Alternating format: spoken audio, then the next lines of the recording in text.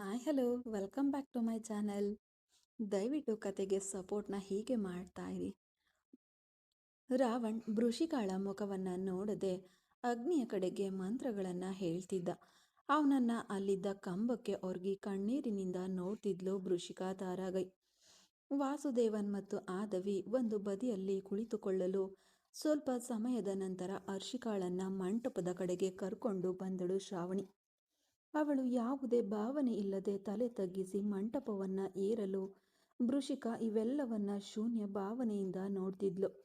ಅವಳ ಮನಸ್ಸು ಪೂರ್ತಿ ತಮ್ಮ ಮದುವೆ ನಡೆದ ದಿನ ಏನ್ ನಡೀತೋ ಅದನ್ನೇ ನೆನಪಿಸಿಕೊಳ್ತಿತ್ತು. ಅವಳ ಕಣ್ಣುಗಳಿಂದ ಕಣ್ಣೀರು ಅವಳ ಅರಿವಿಲ್ಲದೆಯೇ ಹರಿಯುತ್ತಿತ್ತು. ರಾವಣ್ ನಿಂತಿದ್ದ ರಕ್ತ ಕೆಂಪು ರಾವಣ್ ನೀಡಿದ್ದ ರಕ್ತ ಕೆಂಪು ಬಣ್ಣ ರೇಷ್ಮೆ ಸೀರೆಯನ್ನ ಧರಿಸಿಕೊಂಡು ಬಂದಿದ್ದಳು. ಅವನ ಆಸೆಯನ್ನ ನಿರಾಸೆಗೊಳಿಸಬಾರ್ದು ಎಂಬ ಉದ್ದೇಶದಿಂದ. ಅರ್ಚಕರು ಮಂತ್ರಗಳನ್ನ ಹೇಳಿ ತಾಳಿಯನ್ನು ಕೈಗೆತ್ತಿಕೊಂಡಾಗ ಇದಕ್ಕಿಂತ ಹೆಚ್ಚಾಗಿ ಇಲ್ಲಿದ್ರೆ ಖಂಡಿತವಾಗಿಯೂ ಕಿರ್ಚಾಡಿ ಹತ್ತು ಬಿಡುತ್ತೇವೆ ಎಂದು ಅರಿತುಕೊಂಡವಳು ವೇಗವಾಗಿ ಅಲ್ಲಿಂದ ಹೊರಡಲು ಯತ್ನಿಸಿದಾಗ ಗಟ್ಟಿ ಮೇಳದ ಸದ್ದು ಕೇಳಿಸಿತು. ಅದಕ್ಕೆ ಹಾಗೆಯೇ ಒಂದು ನಿಮಿಷ ನಿಂತವಳು ಉಕ್ಕಿ ಹರಿದ ಕಣ್ಣೀರನ್ನ ಸೀರೆಯ ಸೆರಗಿನಿಂದ ಒರೆಸಿಕೊಂಡು ತನ್ನ ಜೀವನ ಇಷ್ಟಕ್ಕೆ ಮುಗಿಯಿತು ಎಂದುಕೊಂಡು ಅಲ್ಲಿಂದ ನಿರ್ಗಮಿಸಲು ಯತ್ನಿಸಿದಳು. ಗಟ್ಟಿ ಮೇಳದ ಸದ್ದು ಕಡಿಮೆಯಾದ ತಕ್ಷಣ, ಏನ್ ಹೆಂಡತಿ, ಗಂಡನನ್ನ ಹೀಗೆ ಅರ್ಧದಲ್ಲೇ ಬಿಟ್ಟು ಹೋಗ್ತಿದೀಯಾ? ಇದಕ್ಕಾಗಿಯೇನಾ ನಿನ್ನ ಕುತ್ತಿಗೆಗೆ ನಾನು ತಾಳಿ ಕಟ್ಟಿದ್ದು ಎಂದು ರಾವಣನ್ ನಗುವಿನಿಂದ ಹಿಂದಿನಿಂದ ಒಂದು ಧ್ವನಿ ಕೇಳಿಸ್ತು.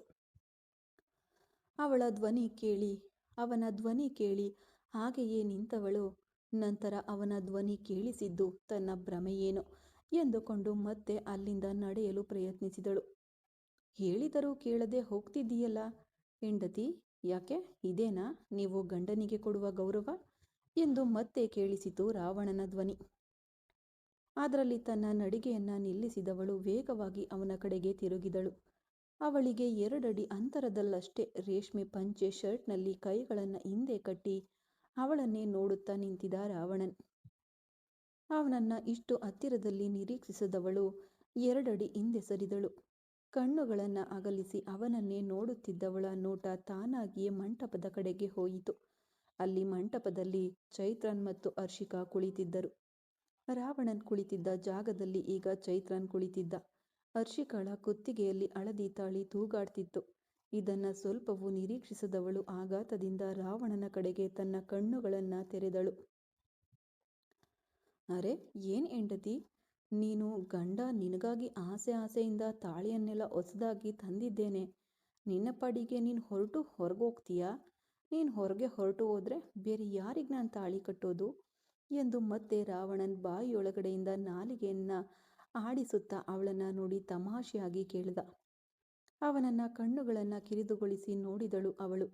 ಅಲ್ಲಿ ಏನ್ ನಡೆಯುತ್ತಿದೆ ಎಂದು ಅವಳಿಗೆ ಕಡ್ಡಾಯವಾಗಿ ಅರ್ಥವಾಗ್ತಿಲ್ಲ. ಅವಳು ಏನು ಅರ್ಥವಾಗದೆ ಮಗುವಿನಂತೆ ದಿಟ್ಟಿಸಿ ನೋಡುತ್ತಾ ಹಾಗೆ ನಿಂತಿದ್ಲು. ಅವಳ ಕೈಯನ್ನ ಬಿಗಿಯಾಗಿ ಹಿಡಿದ ರಾವಣನ್ ಅವಳನ್ನ ಹತ್ತಿರಕ್ಕೆ ಎಳೆದ. ತನ್ನ ಕೈಯನ್ನ ಹಿಡಿದಿರುವ ಅವನ ಕೈಯನ್ನ ಬಾಗಿ ನೋಡಿದವಳು ಮತ್ತೆ ಅರ್ಥವಾಗದೆ ಅವನನ್ನ ನೋಡಿದಳು. ಬಾ ಎಂದು ಕರೆದ. ಅವಳನ್ನ ಎಳೆದುಕೊಂಡು ಮಂಟಪದ ಕಡೆಗೆ ನಡೆದ. ವೃಷಿಕ ಮಾತ್ರ ಅವನು ಎಳೆದ ಎಳೆತಕ್ಕೊಡನೆ ಗೊಂಬೆಯಂತೆ ನಡೆದಳು. ಅಲ್ಲಿ ಏನು ನಡೆಯುತ್ತಿದೆ ಎಂದು ಅವಳನ್ನ ಹೊರತುಪಡಿಸಿ ಉಳಿದ ಎಲ್ಲರಿಗೂ ಚೆನ್ನಾಗಿ ಅರ್ಥವಾಗಿತ್ತು. ಆದ್ರೆ ಅವಳು ಮಾತ್ರ ಏನು ತಿಳಿಯದ ಹಸುಗೂಸಿನಂತೆ ಮುಖ ಮಾಡಿ ನಿಂತಿದ್ದಳು. ಅವಳ ಕೈ ಹಿಡಿದು ಎಳೆದುಕೊಂಡು ಹೋದವನು ನೇರವಾಗಿ ಮಂಟಪಕ್ಕೆ ಏರಿ ಅಲ್ಲಿದ್ದ ಅಗ್ನಿಯ ಮುಂದೆ ಅವಳನ್ನ ನಿಲ್ಲಿಸಿದ. ಅವಳ ಎದುರು ತಾನು ನಿಂತವನು ಅವಳ ಒಂದು ಕೈಯನ್ನ ಹಿಡಿದು ಅವಳ ಮುಂದೆ ಮಂಡಿಯೂರಿ ಕುಳಿತ. ಅವನ ಕೃತ್ಯದಿಂದ ಗಾಬರಿಯಾದವಳು 2 ಅಡಿ ಹಿಂದೆ ಸರಿಯಲು ಅವಳು ಕದಲದಂತೆ ಎಳೆದು ಹಿಡಿದವನು, ಈಗಾಗ್ಲೇ ನಮ್ಮಿಬ್ಬರಿಗೂ ಮದುವೆ ಆಗಿದೆ, ಆದ್ರೆ ಅದು ನಮ್ಮಿಬ್ಬರ ಇಷ್ಟದಂತೆ ನಡೀತಾ ಅಂತ ಕೇಳಿದ್ರೆ ನನಗೆ ಅದಕ್ಕುತ್ತರ ಗೊತ್ತಿಲ್ಲ. ಆದ್ರೆ ಈಗ ನಮ್ಮಿಬ್ಬರಿಗೂ ನಡೆಯಲಿರುವ ಮದುವೆ ಸಂಪೂರ್ಣವಾಗಿ ನಮ್ಮಿಬ್ಬರ ಇಷ್ಟದೊಂದಿಗೆ, ನಮ್ಮಿಬ್ಬರ ಪರಸ್ಪರ ಸಂಪೂರ್ಣ ಪ್ರೀತಿಯೊಂದಿಗೂ ನಡಿಬೇಕು ಅಂತ ನಾನು ಬಯಸುತ್ತೇನೆ. ನನ್ನನ್ನು ಮದುವೆ ಆಗಲು ನಿನಗೆ ಸಮ್ಮತಿ ಇದೆ ಅಲ್ವಾ ಹೆಂಡತಿ ಎಂದು ಅವನು ಅವಳ ಕಣ್ಣುಗಳಲ್ಲಿ ನೋಡಿ ನೇರವಾಗಿ ಕೇಳ್ದ. ಅದಕ್ಕೆ ಸ್ತಬ್ಧಳಾಗಿ ಹೋದಳು ವೃಷಿಕ. ಆಘಾತದಲ್ಲಿ ಅವಳಿಗೆ ಮಾತುಗಳೇ ಬರಲಿಲ್ಲ. ತಿರುಗಿ ಹರ್ಷಿಕಾ ಮತ್ತು ಚೈತ್ರನ್ ಅವರನ್ನ ನೋಡಿದವಳು ಮತ್ತೆ ರಾವಣನ ಕಡೆ ತಿರುಗಿ ನೋಡಿದ್ಲು. ಎಲ್ಲವನ್ನ ನಾನು ನಿನಗೆ ಆಮೇಲೆ ವಿವರವಾಗಿ ಹೇಳ್ತೀನಿ. ಈಗ ನಾನು ಕೇಳುವ ಪ್ರಶ್ನೆಗೆ ಮಾತ್ರ ನೀನು ಉತ್ತರ ಹೇಳು. ನಿನ್ನ ರಾವಣನ್ ನಿನ್ನ ಗಂಡನಾಗಿ ಈಗ ನಿನ್ನ ಮುಂದೆ ನಿಂತಿದ್ದೇನೆ. ನಾನು ನಿನಗೆ ಮಾತ್ರವೇ ಸ್ವಂತ ಕಣೆ. ಅದೇ ರೀತಿ ನೀನು ಕೂಡ ನನಗೆ ಮಾತ್ರ ಸ್ವಂತ. ನಮ್ಮಿಬ್ಬರ ಮಧ್ಯೆ ಯಾರು ಬರಲು ಸಾಧ್ಯವಿಲ್ಲ. ಒಂದು ವೇಳೆ ನೀನೇ ನನ್ನನ್ನು ಬಿಟ್ಟು ಹೋಗಬೇಕು ಅಂತ ಯೋಚಿಸಿದ್ರು ನಾನು ನಿನ್ನನ್ನು ಬಿಡೋದಿಲ್ಲ. ನಾನು ಕೇಳಿದ ಪ್ರಶ್ನೆಗೆ ಬೇಗ ಉತ್ತರ ಹೇಳು. ನಿನ್ನ ಗಂಡನನ್ನು 2ನೇ ಬಾರಿ ಮದುವೆ ಆಗಲು ನಿನಗೆ ಸಮ್ಮತವೇ ಎಂದು ಒಂದೇ ಕಣ್ಣು ಹೊಡೆದು ರಾವಣನ್ ಕೇಳ್ದ. ಕಣ್ಣುಗಳಿಂದ ಕಣ್ಣೀರು ಹರಿಯುತ್ತಿದ್ದಂತೆ ತುಟಿಯಲ್ಲಿ ಮೂಡಿದ ನಗುವಿನೊಂದಿಗೆ ಹೌದು ಎಂದು ತಲೆಯಾಡಿಸಿದಳು ವೃಷಿಕಾ ತಾರಾಗೈ. ಅಳಿಯಂದ್ರೆ, ಹೇಗೆಯೂ ನನ್ನ ಮಗಳನ್ನ ಮಂಟಪಕ್ಕೆ ಕರೆದುಕೊಂಡು ಬಂದ್ಬಿಟ್ಟಿದ್ದೀರಲ್ಲ, ಬೇಗ ತಾಳಿ ಕಟ್ಟಿ, ಒಳ್ಳೆಯ ಸಮಯ ಮುಗಿಯುತ್ತಾ ಬಂದಿದೆ ಎಂದು ವಾಸುದೇವನ್ ಸಂತೋಷದಿಂದ ಹೇಳಿದ್ರು. ಅದಕ್ಕೇನು ಮಾವ, ತಕ್ಷಣವೇ ಕಟ್ಟಿಬಿಡೋಣ. ನನ್ನ ಹೆಂಡತಿ ಈಗ ಸರಿ ಅಂದ ಮೇಲೆ ನನಗೆಲ್ಲಿ ತಡೆ ಎಂದು ಅಲ್ಲಿದ್ದ ಮಾಲೆಯನ್ನ ತೆಗೆದು ಅವಳ ಕುತ್ತಿಗೆಗೆ ಹಾಕಿದನು. ಅವಳ ಕೈಯಲ್ಲೊಂದು ಮಾಲೆಯನ್ನ ನೀಡಿ ತನ್ನ ಕುತ್ತಿಗೆಗೆ ಹಾಕುವಂತೆ ಕಣ್ಣಿನಲ್ಲೇ ಸನ್ನೆ ಮಾಡಿದ. ಗೊಂಬೆಯಂತ ಅವನು ಹೇಳಿದ್ದನ್ನ ಮಾಡಿದಳು ಅವಳು. ಬಳಿಕ ಅವಳನ್ನ ಮಂಟಪದಲ್ಲಿ ಕೂರಿಸಿದವನು ತಾನು ಅವಳ ಪಕ್ಕದಲ್ಲಿ ಕುಳಿತು, ಅರ್ಚಕರೇ, ಬೇಗ ಮಂತ್ರ ಹೇಳಿ. ಇದಕ್ಕಿಂತ ಹೆಚ್ಚಾಗಿ ನನ್ನಿಂದ 1 ನಿಮಿಷವೂ ಕಾಯಲು ಸಾಧ್ಯವಿಲ್ಲ. ತಕ್ಷಣವೇ ನನ್ನ ಹೆಂಡತಿಯ ಕುತ್ತಿಗೆಯಲ್ಲಿ ತಾಳಿ ಕಟ್ಟಿ ಅವಳನ್ನ ನಾನು ಇಲ್ಲಿಂದ ಅಪಹರಿಸ್ಕೊಂಡು ಹೋಗ್ಬಿಡ್ಬೇಕು ಎಂದು ರಾವಣ್ ಹೇಳಿದ. ಹೋ, ಹೇಳ್ಬಿಡೋಣ ಬಿಡಿ ಎಂದವರು ವೇಗವಾಗಿ ಮಂತ್ರಗಳನ್ನು ಹೇಳಲು ಪ್ರಾರಂಭಿಸಿದರು. ಅರ್ಚಕರು ಹಳದಿ ತಾಳಿ ಇಲ್ಲದೆ ತಾಳಿ ಸರವನ್ನ ತೆಗೆದು ರಾವಣನ ಕೈಗೆ ಕೊಟ್ಟರು. ಅದನ್ನ ಅರ್ಥವಾಗದೆ ನೋಡಿದವಳು ರಾವಣನ ಕಡೆಗೆ ತಿರುಗಿದಳು. ಅದೇ ಆಲ್ರೆಡಿ ಹಳದಿ ತಾಳಿ ಕಟ್ಬಿಟ್ಟಿದ್ದೇನಲ್ಲ, ಈ ಬಾರಿ ಚಿನ್ನದಲ್ಲೇ ತಾಳಿ ಹಾಕ್ಬಿಡೋಣ ಎಂದು ನಿರ್ಧರಿಸಿ ಬಂದಿದ್ದೇನೆ. ಆಲ್ರೆಡಿ ನಾನು ನಿನ್ನ ಕುತ್ತಿಗೆಗೆ ಕಟ್ಟಿದ್ದ ತಾಳಿಯನ್ನೇ ಪೋಣಿಸಿಟ್ಟಿದ್ದೇನೆ ಎಂದವನು ಆ ತಾಳಿಯನ್ನ ತೆಗೆದು ನಿನಗೆ ಸಮ್ಮತವೇ ಎಂದು ಕಣ್ಣುಗಳಿಂದಲೇ ಕೇಳ್ದ. ಅವಳು ಕೂಡ ಸಮ್ಮತವೆಂದು ಕಣ್ಣಿನೊಂದಿಗೆ ಹೇಳಲು ಎಲ್ಲರ ಸಮ್ಮುಖದಲ್ಲಿ ತಾಳಿ ತೊಡಿಸಿ ಮತ್ತೆ ಅವಳನ್ನ ತನ್ನ ಅರ್ಧಾಂಗಿಯಾಗಿ ಸ್ವೀಕರಿಸಿದನು ರಾವಣನ್ ವಿಭೀಶ್ವರ್. 3 ಬಾರಿ ಅಗ್ನಿಯನ್ನ ಸುತ್ತು ಬಂದು ಕಾಲುಂಗುರ ಹಾಕಿ ಅರ್ಚಕರು ಹೇಳಲು ಅವಳನ್ನ ಕೈಯಲ್ಲಿ ಎತ್ತಿಕೊಂಡವನು ರಾವಣನ್. ಅದಕ್ಕೆ ಎಲ್ಲರೂ ಗಾಬರಿಯಾದ್ರು. ಗಾಬರಿ ಆಗ್ಬೇಡಿ, 3 ಬಾರಿ ಅಗ್ನಿಯನ್ನ ಸುತ್ತು ಬಂದು ಕಾಲುಂಗುರ ಹಾಕಿದ್ಮೇಲೆಯೇ ಇವಳನ್ನ ಇಲ್ಲಿಂದ ನಾನು ಅಪಹರಿಸಿಕೊಂಡು ಹೋಗುವುದು. ಅಲ್ಲಿಯವರೆಗೆ ಇಲ್ಲೇ ಇರಬೇಕಲ್ವಾ, ಬೇರೆ ದಾರಿ ಇಲ್ಲ ಎಂದು ರಾವಣನ್ ಹೇಳಲು ಅದನ್ನ ಕೇಳಿ ಎಲ್ಲರೂ ನಕ್ಕುಬಿಟ್ರು. ವೃಷಿಕಾ ಅವನನ್ನೇ ಕಣ್ಣು ಅಗಲಿಸಿ ನೋಡಲು, ಹಾಗೆ ಕಣ್ಣುಗಳನ್ನು ಅಗಲಿಸಿ ನೋಡ್ಬೇಡ್ವೆ, ಆಮೇಲೆ ಇಲ್ಲೇ ತೀವ್ರವಾಗಿ ಕಿಸ್ ಕೊಟ್ಬಿಡ್ತೀನಿ ಎಂದು ಪಿಸು ಮಾತಿನಲ್ಲಿ ಅವಳ ಕಿವಿಯಲ್ಲಿ ಹೇಳಿದ ರಾವಣನ್. ಅದಕ್ಕೆ ನಾಚಿಕೆಯಿಂದ ಕೆಂಪಾದವಳು ಅವನ ಕುತ್ತಿಗೆಯಲ್ಲಿ ಮುಖ ಅಡಗಿಸಿಕೊಂಡಳು. ಅವಳನ್ನ ಎತ್ತಿಕೊಂಡು ಅಗ್ನಿಯನ್ನ ಸುತ್ತು ಬಂದವನು ನಂತರ ಅವಳನ್ನ ಕೆಳಗಿಳಿಸಿ ನಿಲ್ಲಿಸಿ ಅವಳ ಪಾದಗಳನ್ನು ತನ್ನ ತೊಡೆಯ ಮೇಲೆ ಎತ್ತಿಟ್ಟು ಅವಳ ಕಾಲಿಗೆ ಒತ್ತಿ ಮುದ್ದಿಟ್ಟು ಕಾಲುಂಗರವನ್ನ ಅವಳ ಎಳೆಯ ಬೆರಳಿಗೆ ತೊಡಿಸಿದ. ಚೆನ್ನಾಗಿ ಮದುವೆ ಮುಗಿಯಿತು. ಮದುವೆಯಾದ 2 ಜೋಡಿಗಳು 100 ವರ್ಷ ಸಂತೋಷವಾಗಿ ಬಾಳಲಿ ಎಂದು ಅರ್ಚಕರು 2 ಜೋಡಿಗಳನ್ನ ಹಾರೈಸಲು ವೃಷಿಕಾ ಪ್ರೀತಿಯಿಂದ ತನ್ನವನನ್ನ ತಿರುಗಿ ನೋಡಿದಳು. ಅವನು ಅವಳನ್ನ ಕಣ್ಣುಗಳಿಂದಲೇ ಕದಿಯುತ್ತಿದ್ದ. ಹರ್ಷಿಕಾ ಮುಖದಲ್ಲಿ ಶೂನ್ಯತೆಯಿಂದ ಶಾಂತವಾಗಿ ನೆಲವನ್ನ ನೋಡುತ್ತಾ ತಲೆ ತಗ್ಗಿಸಿ ನಿಂತಿದ್ಲು. ಚೈತ್ರನ್ ಕೂಡ ಯಾವುದೇ ಪ್ರತಿಕ್ರಿಯೆ ತೋರಿಸದೆ ಪ್ರಶಾಂತವಾದ ಮುಖದೊಂದಿಗೆ ನಿಂತಿದ್ದ. ವೃಷಿಕಾಗೆ ತಲೆಯಲ್ಲಿ ಹಲವು ಪ್ರಶ್ನೆಗಳು ಸುಳಿದಾಡುತ್ತಿದ್ದವು. ಅದನ್ನ ಹೇಗೆ ಸ್ಪಷ್ಟಪಡಿಸಿಕೊಳ್ಳುವುದು ಎಂದು ತಿಳಿಯದೆ ತಳಮಳಿಸುತ್ತಿದ್ದಳು. ಅವಳ ಸ್ಥಿತಿಯನ್ನ ಅರಿತ ರಾವಣನ್ ಅವಳ ಕೈಯನ್ನ ಬಿಗಿಯಾಗಿ ಹಿಡಿದ. ಅದಕ್ಕೆ ಅವನನ್ನ ತಿರುಗಿ ನೋಡಿದಳು ಅವಳು. ಅವನು ತನ್ನ ಕಣ್ಣುಗಳಿಂದ ಈಗ ಯಾವುದರ ಬಗ್ಗೆಯೂ ಯೋಚಿಸಿ ಗೊಂದಲಕ್ಕೊಳಗಾಗಬೇಡಿ, ನಿನ್ಗೆ ನಾನು ಎಲ್ಲವನ್ನ ವಿಸ್ತಾರವಾಗಿ ಆಮೇಲೆ ಹೇಳ್ತೀನಿ ಎನ್ನುವಂತೆ ಕಣ್ಸಾರೆಯಿಂದ ಸನ್ನೆ ಮಾಡಿದ. ಅದನ್ನ ಅರ್ಥೈಸಿಕೊಂಡವಳು ಅದರ ನಂತರ ಯಾವುದರ ಬಗ್ಗೆಯೂ ಯೋಚಿಸದೆ ಆ ಕ್ಷಣಗಳನ್ನು ಸಂಪೂರ್ಣ ನೆಮ್ಮದಿಯ ಮನಸ್ಸಿನಿಂದ ಸ್ವೀಕರಿಸಲು ತೊಡಗಿದಳು. ಮದುವೆ ಮುಗಿದು ಎಲ್ಲರೂ ರಾವಣನ ಮನೆಯ ಹಾಲಿನ ಸೋಫಾದಲ್ಲಿ ಕುಳಿತಿದ್ರು. ಆದವಿ ಎಲ್ಲರಿಗೂ ಕಾಫಿ ತಂದುಕೊಟ್ಟು ಹೊರಗೆ ಬಂದ್ರು. ಎಲ್ಲರಿಗೂ ನೀಡುತ್ತಾ ವೃಷಿಕಾಳ ಆಯಾಸಗೊಂಡ ಮುಖವನ್ನ ಕಂಡ ರಾವಣನ್, ನೀನು ಮೇಲ್ ಹೋಗಿ ಕೊಂಚ ಸಮಯ ವಿಶ್ರಾಂತಿ ತೆಗೆದುಕೋ, ಆಮೇಲೆ ನಾನೇ ಕರೆಯುತ್ತೇನೆ ಎಂದು ಹೇಳಿದ.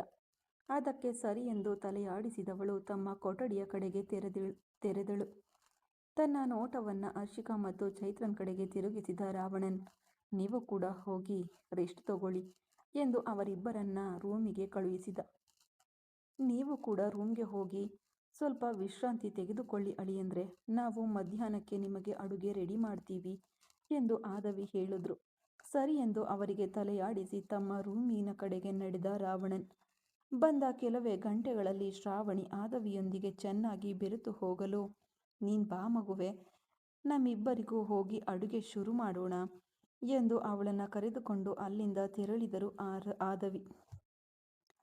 ಎಲ್ಲರೂ ಅಲ್ಲಿಂದ ನಿರ್ಗಮಿಸಿದ ನಂತರ ನೆಮ್ಮದಿಯ ಮನಸ್ಥಿತಿಯಲ್ಲಿ ಆ ಸೋಫಾದಲ್ಲಿ ಒರಗಿ ಕುಳಿತರು ವಾಸುದೇವನ್. ತನ್ನ ಕೊಠಡಿಗೆ ಪ್ರವೇಶಿಸಿದ ರಾವಣನ್ ತನ್ನವಳನ್ನ ಹುಡುಕಲು ಸ್ನಾನದ ಗೃಹದಿಂದ ನೀರು ಬೀಳುವ ಸದ್ದು ಕೇಳಿಸಿತು. ತನ್ನವಳು ಸ್ನಾನದ ಗೃಹದಲ್ಲಿದ್ದಾಳೆ ಎಂದು ಅರ್ಥೈಸಿಕೊಂಡವನು, ಅವಳು ಬಂದ ಮೇಲೆ ಮಾತನಾಡಿಕೊಳ್ಳೋಣ ಎಂದು ಅಲ್ಲಿದ್ದ ಸೋಫಾದಲ್ಲಿ ಕುಳಿತು ಲ್ಯಾಪ್ಟಾಪ್ ತೆಗೆದು ಕೆಲಸ ಮಾಡಲು ಪ್ರಾರಂಭಿಸಿದ. ಬಹಳ ಸಮಯದ ನಂತರ ಸ್ನಾನದ ಗೃಹದಿಂದ ಹೊರಗೆ ಬಂದಳು. ರಾವಣನನ್ನ ಕಂಡು 1 ನಿಮಿಷ ಹಿಂಜರಿದು ಹಾಗೆಯೇ ನಿಂತುಬಿಟ್ಲು. ಕೈಗಳನ್ನು ಇಸ್ಕಿಕೊಳ್ಳುತ್ತಾ ನಿಂತಿದ್ದವಳಿಗೆ ಅವನ ಬಳಿ ಹೇಗೆ ಹೋಗಿ ಮಾತನಾಡುವುದು ಎಂದೇ ತಿಳಿಯಲಿಲ್ಲ. ತನ್ನ ಗಂಡನ ಮುಖವನ್ನು ನೋಡಲು ಅಷ್ಟೊಂದು ಹಿಂಜರಿಕೆಯಾಗುತ್ತಿತ್ತು. ಏನ್ ರೌಡಿ ಬೇಬಿ, ಇನ್ನು ಎಷ್ಟು ಸಮಯ ಅಲ್ಲೇ ನಿಲ್ಲೋಣ ಅಂತ ಪ್ಲ್ಯಾನ್ ಮಾಡಿದ್ದೀಯಾ? ಯಾವಾಗ ನೋಡಿದ್ರೂ ಬಾಯಿ ಮುಚ್ಚದೆ ಪಟಾಕಿಯಂತೆ ಸಿಡಿಯುತ್ತಿರ್ತೀಯಾ? ಇವತ್ತು ತುಂಬ ಶಾಂತವಾಗಿದ್ದೀಯಲ್ಲ, ಏನು ಆಶ್ಚರ್ಯ ಎಂದು ಲ್ಯಾಪ್ಟಾಪ್ನಲ್ಲಿ ಗಮನ ಹರಿಸುತ್ತಾ ರಾವಣನ್ ಹೇಳ್ದ. ತನ್ನನ್ನು ಗಮನ ಹರಿಸಿದ್ದವನು ಕಣ್ಣುಗಳನ್ನು ಕಿರಿದುಗೊಳಿಸಿ ನೋಡಿದಳು. ನನ್ನನ್ಯಾಕೋ ರೌಡಿ ಬೇಬಿ ಅಂತ್ಯ ರಾಕ್ಷಸ ಎಂದಳು ಕೋಪದಿಂದ. ಅವಳು ಹೇಳಿದ್ದನ್ನು ಕೇಳಿ ಅವಳನ್ನು ನೋಡಿದವನು, ಇಲ್ ಬಾ ಎಂದು ಕಣ್ಣುಗಳಿಂದ ಅವಳನ್ನು ಕರೆದ. ಬರೋದಿಲ್ಲ ಹೋಗು ಎಂದು ಅಲ್ಲೇ ನಿಂತು ತಲೆಯಾಡಿಸಿದ್ಲು. ಅವಳು ಹೇಳಿದ್ದನ್ನು ಕೇಳಿ ನಾಲಿಗೆ ಮಡಚಿ ಇಲ್ ಬಾ ಎಂದು ಅವನು ಮತ್ತೆ ಕಣ್ಣುಗಳಲ್ಲಿ ಕರೆದ. ಸಾಧ್ಯವಿಲ್ಲ ಹೋಗೋ ಎಂದಳು ಗಟ್ಟಿಯಾಗಿಯೇ. ಏಯ್, ಎಷ್ಟು ಬಾರಿ ಹೇಳಿದ್ರು ನೀನು ಕೇಳುವುದೇ ಇಲ್ವಾ ಎಂದು ಕೋಪದಿಂದ ಲ್ಯಾಪ್ಟಾಪನ್ನು ಸೋಫಾದ ಮೇಲೆ ಎಸೆದು ಅವನು ಅವಳ ಹತ್ತಿರ ಬರಲು ಅವಳು ಅವನಿಂದ ತಪ್ಪಿಸಿಕೊಳ್ಳುವ ಸಲುವಾಗಿ ಕೊಠಡಿಯೊಳಗೆ ಸುತ್ತು ಹಾಕಲು ತೊಡಗಿದಳು. ಬಾ ಅಂತ ಕರಿಬೇಡ ಅಂತ ನಿನ್ಗೆಷ್ಟು ಬಾರಿ ಹೇಳೋದು? ಕೊಬ್ಬು ಹಿಡಿದ ಕತ್ತೆ ಕಣೆ ನೀನು. ಯಾವುದನ್ನು ಮಾಡಬೇಡ ಅಂತ ಹೇಳ್ತೀನೋ ಅದನ್ನೇ ಮೀರಿ ನೀನು ಮಾಡ್ತೀಯ. ಇವತ್ತು ನೀನು ನನ್ನ ಕೈಗೆ ಸಿಕ್ಕಿದ್ರೆ ನಿನ್ನನ್ನು ಬಿಡಿ ಬಿಡಿಯಾಗಿ ವಿಂಗಡಿಸ್ಬಿಡ್ತೀನಿ ಎಂದು ಅವನು ಹೇಳುತ್ತಲೇ ಅವಳನ್ನು ಬೆನ್ನಟ್ಟಿದ.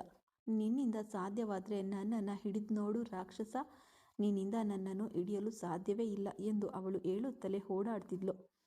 4 ಹೆಜ್ಜೆಯಲ್ಲಿ ಅವಳನ್ನು ತಲುಪಿದವನು ಅವಳನ್ನು ಎಳೆದು ನಡುಭಾಗವನ್ನು ಹಿಡಿದು ತನ್ನೊಂದಿಗೆ ಸೇರಿಸಿ ಗರ್ಜಿಸಿ ನಿಲ್ಲಿಸಿದ. ಅವನ ಎದೆಗೆ ಡಿಕ್ಕಿ ಹೊಡೆದು ನಿಂತವಳಿಗೆ ಅವನ ಸಾಮೀಪ್ಯ ನಾಚಿಕೆಯನ್ನು ನೀಡಿತು.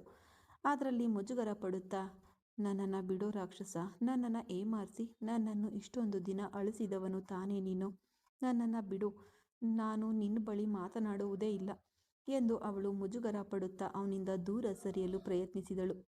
ಮತ್ತಷ್ಟು ಅವಳ ನಡುಭಾಗದಲ್ಲಿ ತನ್ನ ಕೈಯನ್ನು ಬಿಗಿಯಾಗಿ ಹಿಡಿದವನು ಅವರಿಬ್ಬರ ಮಧ್ಯೆ ಗಾಳಿ ಕೂಡ ಹೋಗದಷ್ಟು ತನ್ನೊಂದಿಗೆ ಬಿಗಿಯಾಗಿ ಅಪ್ಪಿಕೊಂಡ.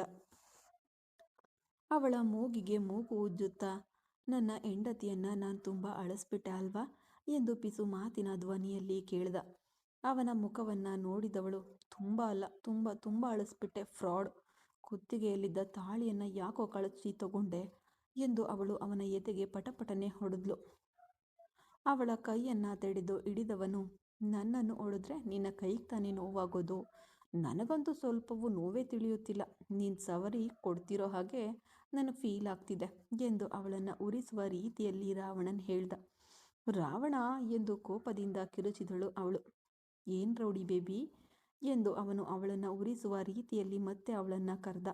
ಹಾಗೆ ಕರಿಬೇಡ ಎಂದು ಕಣ್ಣುಗಳನ್ನು ಕಿರಿದುಗೊಳಿಸಿ ಅವನನ್ನು ನೋಡುತ್ತಾ ಹೇಳಿದ್ಲು. ಓಹೋ, ಹೀಗೆ ಕರೆದ್ರೆ ಮೇಡಮ್ಗೆ ಇಷ್ಟವಿಲ್ವಾ? ಹಾಗಾದರೆ ಇನ್ಮೇಲೆ ಇದೇ ರೀತಿ ತಾನೇ ನಾನು ನಿನ್ನನ್ನು ಕರೀತೀನಿ. ನಿನಗೆ ಯಾವುದು ಇಷ್ಟವಿಲ್ಲ ಎಂದು ಹೇಳುತ್ತೀಯೋ ಅದನ್ನೇ ಮೀರಿ ನಾನು ಮಾಡ್ತೀನಿ. ಏನು ರೌಡಿ ಬೇಬಿ ಎಂದು ಅವನು ಅವಳನ್ನು ಹತ್ತಿರವಾಗಿ ಅಪ್ಪಿಕೊಂಡು ಅವಳ ಹಣೆಯನ್ನು ಇಟ್ಟ. ಅದೇ ತಾನೇ ನನಗೆ ಇಷ್ಟವಿಲ್ಲದ್ದು ತಾನೇ ನೀನು ಯಾವಾಗಲೂ ಮಾಡೋದು. ಅದಕ್ಕೆ ತಾನೇ ನನ್ನ ಕುತ್ತಿಗೆಯಲ್ಲಿದ್ದ ತಾಳಿಯನ್ನು ತೆಗೆಯುವುದು ನನಗೆ ಇಷ್ಟವಿಲ್ಲ ಎಂದು ತಿಳಿದು ಬೇಕೆಂದೇ ಕಳಚಿ ತಗೊಂಡೆ. ಹಾಗೆ ತಾನೆ ಎಂದು ಅವಳು ಕೋಪದಿಂದ ಹೇಳಿದ್ಲು. ಚಕ್ಕನೆ ಅವಳನ್ನು ತನ್ನಿಂದ ಬಿಡಿಸಿ ನಿಲ್ಲಿಸಿದವನು ಅವಳನ್ನು ಆಳವಾಗಿ ಒಂದು ನೋಟ ನೋಡಿದ.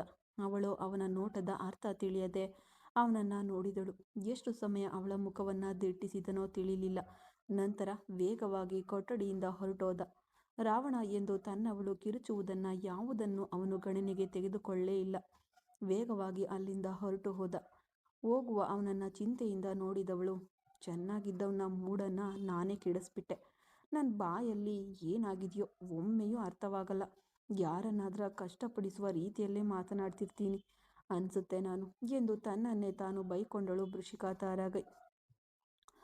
ಚೈತ್ರನ್ ವೇಗವಾಗಿ ಸ್ನಾನ ಮುಗಿಸಿ ಸ್ನಾನದ ಗೃಹದಿಂದ ಹೊರಗೆ ಬಂದವನು ತನ್ನ ತಲೆ ಒರೆಸಿಕೊಂಡು ಶರ್ಟ್ ತೆಗೆದುಕೊಂಡು ವೇಗವಾಗಿ ತೊಟ್ಕೊಂಡು ಹರ್ಷಿಕಾ ಮಂಚದ ಮೇಲೆ ಕುಳಿತು ಕೈಗಳನ್ನು ಇಸ್ಕಿಕೊಳ್ಳುತ್ತಾ ನೆಲವನ್ನು ನೋಡುತ್ತಾ ಕುಳಿತಿದ್ದಳು.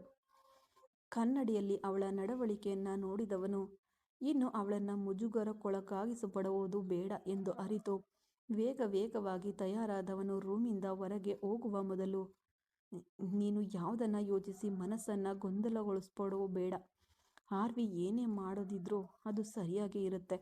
ಈಗ ನಮ್ಮಿಬ್ಬರಿಗೂ ಅವನು ನಡೆಸಿಟ್ಟಿರುವ ಮದುವೆಯು ಯಾವುದೋ ಒಂದು ಕಾರಣಕ್ಕಾಗಿ ತಾನೆ. ಅದಕ್ಕಾಗಿ ನೀನು ಅದನ್ನೇ ಯೋಚಿಸದೆ ಊಟ ಮಾಡಿ ಕೊಂಚ ಸಮಯ ನಿದ್ರಿಸು. ನನಗೆ ಸ್ವಲ್ಪ ಮುಖ್ಯವಾದ ಕೆಲಸವಿದೆ, ನಾನು ಮುಗಿಸ್ಕೊಂಡು ಬಂದ್ಬಿಡ್ತೀನಿ ಎಂದವನು ಅವಳು ಈಗಲೂ ತನ್ನನ್ನು ನಿಮಿರಿ ನೋಡಿರುವುದನ್ನು ಕಂಡು ವೇದನೆಯಿಂದ ಅವಳನ್ನೇ ನೋಡುತ್ತಾ ಕೊಠಡಿಯಿಂದ ಹೊರಟೋದ.